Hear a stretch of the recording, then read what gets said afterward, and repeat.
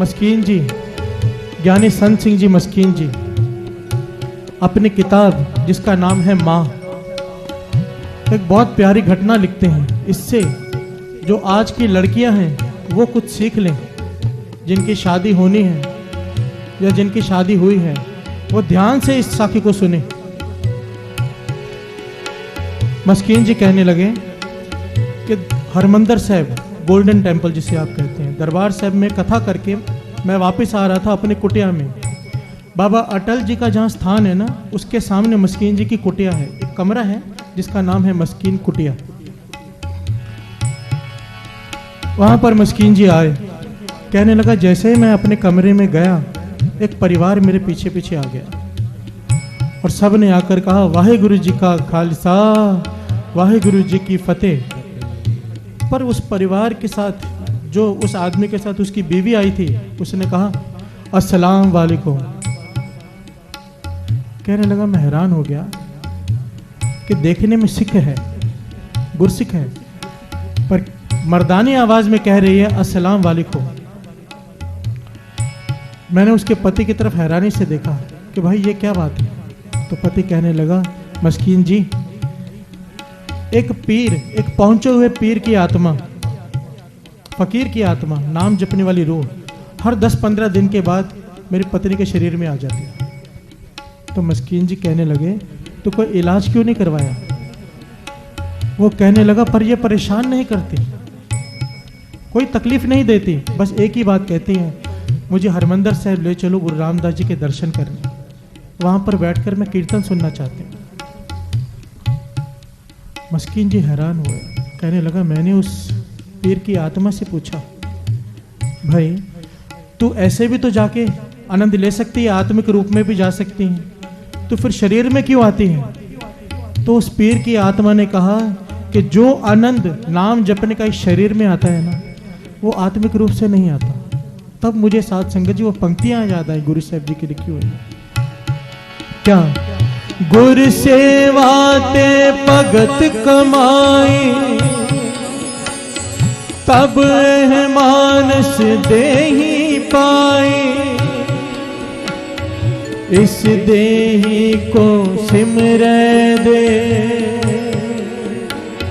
सो देही पज हर की से, पजो गोविंद पूल मत जाओ, मानस जन्म का एही लाहो। वाणी में ये बात साफ साफ कही गई है कि ये देही बड़ी मुश्किल से मिली है, इस देही का पूरा फायदा उठाना है तो नाम जपने का आनंद ले, क्योंकि नाम जपने का आनंद इस देही में ही आता है। इस देही को सिमरे देव, देवता भी तरसते हैं कि मनुष्य देही मिल जाए। पहले मैं हैरान होता था इस बात को सोचकर कि देवता क्यों तरसेंगे इंसान देह के लिए, पर जब इस पीर ने कहा कि जो आनंद नाम जपने का, कीर्तन सुनने का इस शरीर में आता है वो आत्मिक रूप से नहीं आता। और ये कहने लगा कि मैं अकेला थोड़ा आता हूं दरबार साहब में, ना जाने कितनी रूहें ऐसी आती हैं, किसी न किसी शरीर में प्रवेश करती हैं और दरबार साहब में आके गुरु रामदास जी के दर्शन करती हैं। अब मस्कीन जी ने जो सवाल पूछा और जो उस फकीर ने जवाब दिया, फकीर की आत्मा ने, वो ध्यान से सुनिए। मस्कीन जी कहने लगे अगर तुझे इतना आनंद आता है दरबार साहब जाने का, नाम जपने का, तो किसी गुरसिख के घर में जन्म क्यों नहीं ले लेता? किसी कोख में प्रवेश क्यों नहीं कर जाता? तो वो फकीर की आत्मा कहने लगी ना जाने कितनी देर से भटक रहा हूं मैं, पर किसी नाम जपने वाले की लड़की की कोख ही नहीं मिल रही, कोई ऐसी माँ की कोख नहीं मिल रही जो नाम जपे और रोज मुझे दरबार साहब ले जाए। सोचिए साध संगत जी, अमृतसर की धरती हो, अमृतसर की, और ऐसी लड़की की कोख ना मिले जो नाम जपती हो। आज हमारी ये हालत है। किसी भी घर में चले जाइए, सब क्या करते हैं लेडीज, पूरा दिन टीवी सीरियल, एक के बाद एक सीरियल। जो माँ सोते जागते उठते बैठते टीवी सीरियल देखेगी, उसके घर में कोई भगत तो पैदा नहीं हो सकता। और जैसे आजकल बच्चे पैदा हो रहे हैं, ये सब करनी कमाई अपने इन माओं की है, आपकी गलती है। बाद में पछताने से कोई फायदा नहीं। मस्कीन जी कहने लगे तब मेरा मन खुला, दिमाग खुला कि आज की हालत क्या है।